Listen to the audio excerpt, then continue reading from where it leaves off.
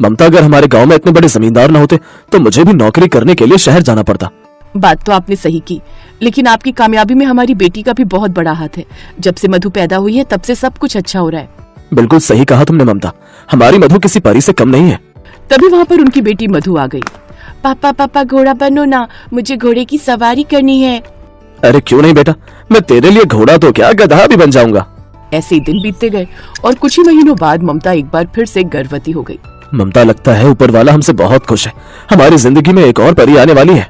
तभी हम देखते हैं कि स्वर्ग में दो परियां आपस में बात कर रही थी। बहन, रमेश के परिवार में एक परी और आने वाली है। ये बात तो पूरी तरह से सच है, लेकिन क्या ये लोग उस परी को पहचान पाएंगे? ये रमेश के परिवार के लिए परीक्षा है। बिल्कुल सही कहा बहन, अब देखते हैं ये अपने होने वाली बेटी को पहचान भी पाते हैं या नहीं। ऐसे ही 9 महीने बीत गए। एक दिन अचानक ममता के पेट में बहुत जोर से दर्द होने लगा। मधु के पापा, मेरे पेट में बहुत दर्द हो रहा है। तभी रमेश भागकर ममता के पास आया। पापा, मम्मी का पेट इतना फूला हुआ क्यों है? लगता है इन्होंने कुछ ज्यादा ही खा लिया है। नहीं बेटा ममता, मैं जल्दी से काकी को बुलाकर लाता हूँ, लगता है डिलीवरी का समय आ गया है। रमेश तुरंत भागकर गांव में गया और एक बूढ़ी काकी को बुला कर ले आया। काकी अपने साथ कुछ और भी औरतों को ले आई। रमेश बेटा, मधु बेटी को लेकर बाहर जा, हम थोड़ी देर बाद तुझे खुशखबरी देने आते हैं। मधु बेटा, चलो हम लोग बाहर खेलने चलते हैं। रमेश अपनी बेटी को लेकर घर के बाहर चला गया। अंदर काकी ने उन औरतों के साथ मिलकर ममता की डिलीवरी को अंजाम दिया। थोड़ी देर बाद काकी बाहर आ गई। रमेश बेटा, तू एक और बेटी का बाप बन चुका है, मुबारक हो। वो औरतें वहाँ से चली गई। रमेश अपनी बेटी को लेकर बहुत खुशी खुशी घर के अंदर पहुंचा, लेकिन अपनी नवजात बेटी को देखकर उसका मुंह बन गया, क्योंकि उसका रंग बहुत काला था। ये क्या हुआ ममता, तुम्हारा रंग भी गोरा, मेरा रंग भी गोरा, मधु बेटी का भी रंग गोरा, पर ये काली कैसे पैदा हो गई? मधु के पापा, काले गोरे से क्या होता है? जो भगवान की मर्जी होती है वही होता है ना। काली तो रात भी होती है, लेकिन रात से हम लोग नफरत थोड़ी करने लगते हैं। ममता, मैं तुझे बहुत सीधी सादी औरत समझता था, पता नहीं ये किसका पाप है। मैं ऐसे अपनी बेटी नहीं मानता, मेरी सिर्फ एक बेटी है मधु। रमेश का ये रवैया देखकर ममता को बहुत दुख हुआ। खैर, माँ तो आखिर माँ होती है। वो अपनी काली वाली बेटी को भी उतना ही प्यार करती थी जितना मधु को, लेकिन उसका पिता और मधु दोनों ही उससे बहुत चिढ़ते थे। ममता ने अपनी बेटी का नाम सुंदरी रख दिया। धीरे धीरे दोनों जवान हो गई। माँ ने तेरा नाम सुंदरी इसलिए रखा है क्योंकि तू असल में सुंदर है नहीं। मुझे तो तुझे अपनी बहन कहते हुए भी शर्म आती है। दीदी, आप मेरी सगी बहन होकर मुझसे इस तरह बात करती हो। मैं भी सुंदर हूँ, बस मेरा रंग ही तो काला है। काले रंग वाले कब से सुंदर होने लगे? हाँ, तू सुबह सुबह मेरे सामने मत आया कर, मेरा सारा दिन खराब हो जाता है। खैर, मैं कॉलेज जा रही हूँ। मधु और सुंदरी दोनों अलग अलग कॉलेज में पढ़ती थी, क्योंकि मधु नहीं चाहती थी कि उसकी काली बहन के बारे में उसकी सहेलियों और दोस्तों को पता चले। इसीलिए उसके पिता ने सुंदरी का एडमिशन दूसरे कॉलेज में और मधु का एडमिशन दूसरे कॉलेज में करा दिया। रात में रमेश अपनी बेटी मधु के लिए बहुत सुंदर सुंदर ड्रेस लेकर आया। मधु, देखो तुम्हारे पापा तुम्हारे लिए क्या लेकर आए हैं। अरे वाह पापा, कितनी सुंदर सुंदर ड्रेस है। तभी वहाँ पर सुंदरी और उसकी माँ भी आ गई। अरे वाह दीदी, ये कपड़े आप पर बहुत अच्छे लगेंगे, एक बार पहनकर दिखाइए ना। देख, ज्यादा चापलूसी करने की जरूरत नहीं है, मैं तेरे लिए कपड़े लेकर नहीं आया हूँ, अपनी बेटी के लिए लेकर आया हूँ। पापा, मैंने आज तक आपसे कभी कुछ मांगा ही नहीं। मैंने कब कहा कि ये मेरे कपड़े हैं? मैं तो अपनी बहन की खुशियों को देखकर ही खुश हो जाती हूँ। मैंने तुझे कितनी बार मना किया कि मुझे पापा मत बोला कर, पता नहीं किसकी औलाद है तू, इतना काला खून मेरा तो नहीं हो सकता। देखिए, बार बार आप मुझ पर इल्जाम लगाना बंद कीजिए। मेरे चरित्र पर उंगली उठाने से पहले कम से कम एक बार अपने दिल से भी तो पूछ कर देख लीजिए कि क्या मैं कभी ऐसा कर सकती हूँ। अगर तूने ऐसा कुछ नहीं किया तो इतनी काली लड़की तेरी कोख में आ कैसे गई? ऊपर वाले का शुक्रिया अदा कर कि मैं तुम दोनों को इस घर में रहने दे रहा हूँ, वरना कब का निकाल कर बाहर फेंक चुका होता। खैर, ये तो रोज का काम था। ऐसे ही दिन बीत रहे थे। फिर एक दिन सुंदरी अकेले ही पास के गार्डन में कहीं घूम रही थी। तभी उसने एक मोरनी को देखा। अरे वाह, कितनी सुंदर मोरनी है ये, पास जाकर देखती हूँ। सुंदरी ने पास जाकर देखा तो मोरनी के खून निकल रहा था। वो घायल अवस्था में पड़ी हुई थी। मोरनी तो घायल हो चुकी है, मुझे इसका इलाज करना होगा, इसे घर लेकर जाती हूँ। सुंदरी मोरनी को अपने घर लेकर चली आई और उसका इलाज किया। उसने उसके घाव पर मरहम लगाया और पट्टी भी बांधी, जिससे मोरनी अब ठीक होने लगी। दोनों की खूब दोस्ती भी हो गई। एक दिन मोरनी ने सुंदरी से कहा, सुंदरी, तुम ऊपर से तो खुश रहती हो, लेकिन तुम्हारे अंदर मुझसे भी गहरे जख्म है। तुम मेरी दोस्त हो, मुझे बता सकती हो। अब तुम्हें क्या बताऊं, मेरा रंग काला होने की वजह से कोई भी मुझसे दोस्ती नहीं करना चाहता। यहाँ तक कि मेरे पिता मुझे अपनी बेटी भी नहीं मानते। मेरी खुद की बहन मुझसे नफरत करती है।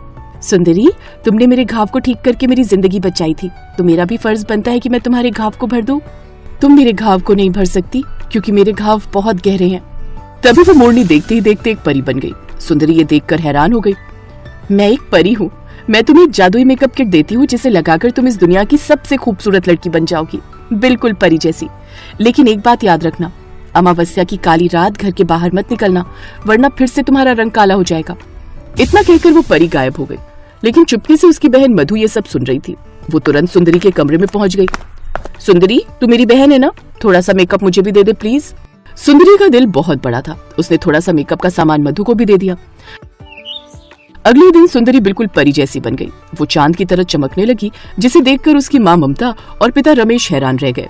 ममता, तेरी बेटी को क्या हो गया? कल तक तो ये काली थी, अचानक इतनी सुंदर कैसे हो गई?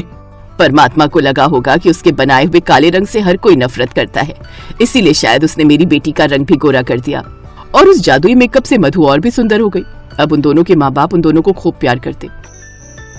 फिर एक दिन अमावस्या वाली रात अचानक रमेश को मिर्गी का दौरा पड़ने लगा। उसकी सांसें भी फूलने लगी। मधु बेटा, मैंने तुझे कार चलाना सिखाया है ना, जल्दी से मुझे अस्पताल ले चल। ऐसा लग रहा है मुझे हार्ट अटैक आ जाएगा, मेरी हालत बहुत खराब हो रही है। मधु, जल्दी से गाड़ी निकाल, मैं इन्हें लेकर बाहर आती हूँ। आज अमावस्या है, अगर आज मैं घर से बाहर निकली तो मैं काली हो जाऊंगी। मैं बाहर नहीं जा सकती पिताजी। कोई बात नहीं, मेरी माँ ने मुझे भी कार चलाना सिखाया है, मैं पिताजी को अस्पताल लेकर चलूंगी। चलो माँ। सुंदरी ने कार स्टार्ट की और अपने पिता को लेकर अस्पताल पहुंच गई। डॉक्टर ने उसका इलाज किया। सुबह तक वो पूरी तरह ठीक हो गया, लेकिन जब सुबह उसकी नींद खुली तब उसने देखा कि सुंदरी एक बार फिर से काली हो चुकी थी। उसकी माँ भी वहाँ पर खड़ी थी। ये तुम्हें क्या हो गया? कल तक तो तुम बिल्कुल गोरी हो गई थी, फिर से काली कैसे हो गई? सुंदरी ने परी वाली सारी बात अपने पिता को बता दी। अब रमेश की आंखों में पश्चाताप के आंसू थे। इसका मतलब सिर्फ काली हो जाने के डर से मधु मुझे अस्पताल तक लेकर नहीं आई। तभी वहाँ पर परी प्रकट हो गई। वो परी मैं ही हूँ। रमेश और ममता, परमात्मा ने जानबूझकर आपकी दूसरी संतान काली पैदा की थी, क्योंकि वो जानना चाहते थे कि आप लोग ऊपर ऊपर से ही अच्छे हो या दिल से भी अच्छे हो। लेकिन रमेश, तुम दिल से अच्छे नहीं थे। तुम्हारे अंदर काले और गोरे के बीच का भेदभाव पता नहीं किसने डाल दिया था। तुमने अपनी ही पत्नी पर शक किया, खुद की बेटी को बेटी मानने से इनकार कर दिया। आज से सुंदरी बिल्कुल गोरी हो जाएगी, वहीं मधु और तुम अपना पूरा जीवन काले रंग के साथ बिताओगे। अब रमेश और मधु काले हो गए। तब उन्हें अपनी गलती का एहसास हुआ, लेकिन अब सभी लोग खुशी खुशी रहने लगे।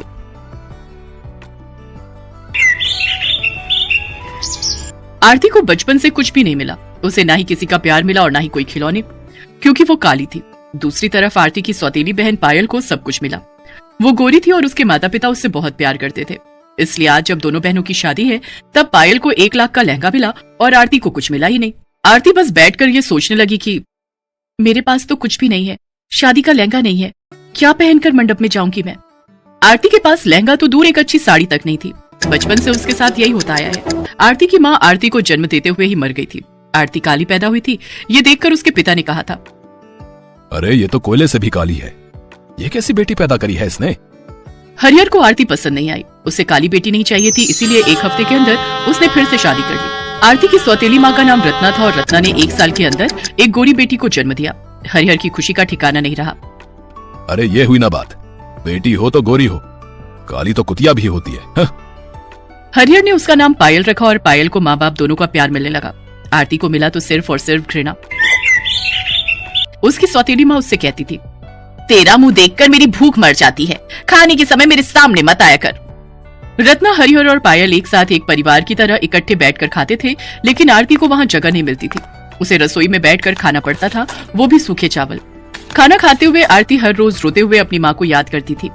माँ, आप मुझे अपने साथ लेकर क्यों नहीं गई? माँ, मैं आपके पास आना चाहती हूँ, भगवान मुझे ऊपर बुला लीजिए, मुझे अपनी माँ के पास जाना है। एक तो सौतेली, ऊपर से काली। ऐसी लड़कियों के नसीब में सिर्फ और सिर्फ दुख, दर्द और पीड़ा ही लिखा हुआ है। ये बात आरती बहुत पहले समझ गई थी। ऐसे ही वो बड़ी होने लगी। पायल को प्यार मिलता रहा और उस वजह से वो घमंडी बन गई और वो दोनों जवान हो गए। दोनों की शादी की उम्र हो गई। घर में पायल की शादी की बात चलने लगी। बेटी, अब तेरी शादी की उम्र हो गई है ना, तुझे शादी करनी होगी, उसके बाद तेरे बच्चे होंगे। माँ, आप भी ना। हमारी बेटी शर्मा गई।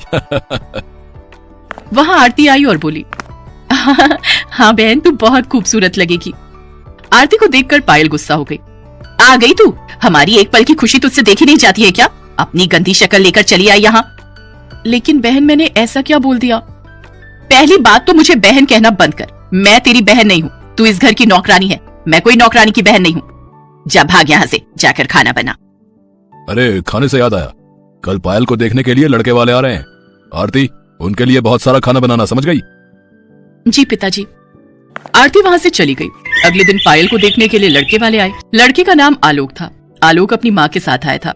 साथ में उनका नौकर रघु भी आया था। आते ही आलोक की माँ जानकी ने हंसते हुए कहा, हरिहर जी, हम एक नौकर को लाए हैं हमारे साथ। आपको कोई तकलीफ तो नहीं है? वो बात ऐसी है कि हम उसके बिना कहीं जा नहीं सकते।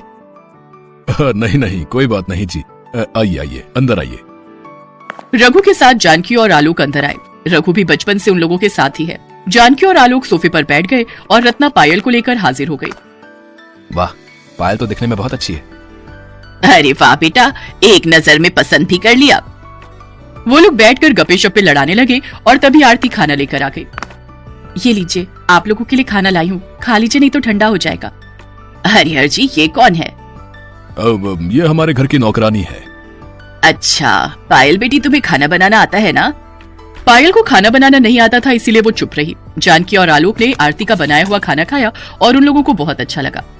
वाह वाह, खाना तो बड़ा स्वादिष्ट है। लेकिन हरिहर जी, ये तो आपकी नौकरानी ने बनाया है, लेकिन मुझे आपकी बेटी के हाथ का कुछ खाना है। वो असल में मेरी बेटी को खाना बनाना नहीं आता है। तो फिर ये शादी नहीं हो सकती। शादी के बाद हम खाएंगे क्या?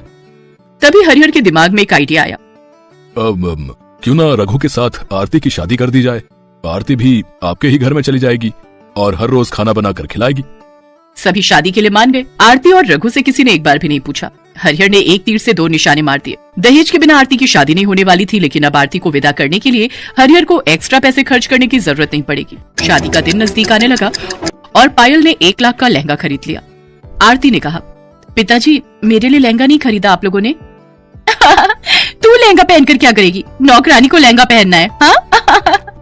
सभी ने हंसते हुए आरती की बात को टाल दिया, लेकिन आरती को पता था कि शादी जिंदगी में सिर्फ एक ही बार होती है। मुझे भी लहंगा चाहिए। 1000 का लहंगा हो तो भी चलेगा। तेरे लिए 1 रुपया भी खर्च नहीं करूंगा मैं। पता नहीं कहाँ से आ गई तू। तुझे तो अफ्रीका के जंगलों में होना चाहिए था।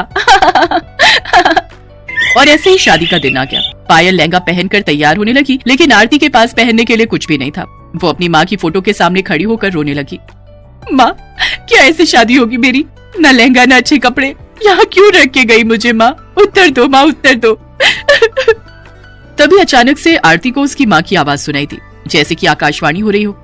बेटी, मैं तेरी माँ हूँ। तेरे बारे में तो मुझे सोचना ही पड़ेगा। बिस्तर के नीचे एक ट्रंक है, उसके अंदर मेरी शादी का लहंगा है, उसे निकाल कर पहन ले। माँ, माँ कहाँ हो आप? तेरे दिल में हूँ बेटी, अब जल्दी से लहंगा पहन ले। आरती ने बिस्तर के नीचे से ट्रंक निकाला और उसमें से लहंगा निकाल कर पहन लिया, और पहनते ही एक चमत्कार हो गया। आरती काली से गोरी हो गई। वो इतनी सुंदर हो गई कि खुद को आईने में देखकर उसके खुद के होश उड़ गए। क्या मैं इतनी सुंदर हूँ? लेकिन कैसे? ये माँ का प्यार है बेटी। अब जा, शादी के मंडप में जा। शादी के मंडप में आलोक खड़ा हुआ था, पास में ही रघु भी खड़ा हुआ था। पायल मंडप में पहुंची और उसके बाद आरती वहां पहुंच गई। आरती को देखकर सबके होश उड़ गए। क्या आरती गोरी कैसे हो गई? क्या ये नौकरानी इतनी सुंदर कैसे हो गई? ये तो पायल से भी सुंदर हो गई है। आरती ने रघु का हाथ पकड़ा और अचानक से रघु भी लंबा और गोरे मर्द में बदल गया। उसने कहा, मालिक, पता नहीं मुझे क्या हो गया है, लेकिन मैं आपसे आपके घर में काम नहीं कर सकता। रघु और आरती वहां से भाग गए। उन दोनों ने कहीं और जाकर मंदिर में शादी कर ली। यहाँ जानकी और आलोक को जब पता चला कि आरती हरिहर की नौकरानी नहीं बेटी है, तब उन्होंने शादी से इनकार कर दिया। पायल अंदर से टूट गई। अपनी माँ के आशीर्वाद से आरती ने रघु के साथ बहुत दूर जाकर घर बसाया और वो दोनों लहंगा बनाकर बेचने लगे। इस तरह वो दोनों एक खुशहाल जिंदगी बिताने लगे और यहाँ पायल से किसी ने शादी नहीं की। वो 1 लाख का लहंगा लेकर पूरा जीवन कुंवारी ही रह गई।